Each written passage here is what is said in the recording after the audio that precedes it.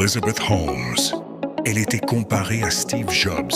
Sa start-up valait 9 milliards de dollars. Et tout était basé sur un mensonge total. Elizabeth Holmes a fondé Theranos en 2003, à seulement 19 ans, après avoir abandonné Stanford. Son idée semblait révolutionnaire. Une machine capable d'analyser des centaines de maladies à partir d'une seule goutte de sang, en quelques minutes, pour quelques euros. Les investisseurs se sont précipités. Les médias l'ont adulée. Elle est apparue sur la couverture de Forbes, Time, Fortune. Elle adoptait délibérément les codes de Steve Jobs. Le col roulé noir, la voix grave qu'elle forçait artificiellement, le discours visionnaire.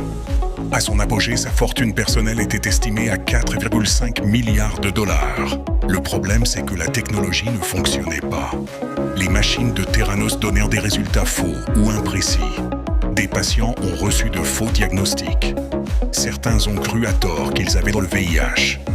D'autres ont failli ne pas être traités pour des maladies réelles parce que les résultats disaient qu'ils allaient bien.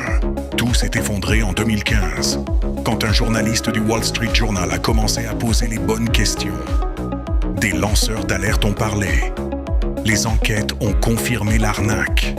En 2022, Elizabeth Holmes a été reconnue coupable de fraude et condamnée à plus de 11 ans de prison.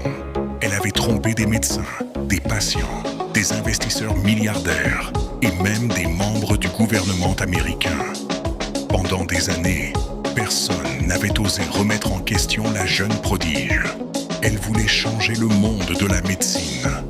Elle a surtout prouvé qu'avec suffisamment de charisme, on peut faire croire n'importe quoi à n'importe qui.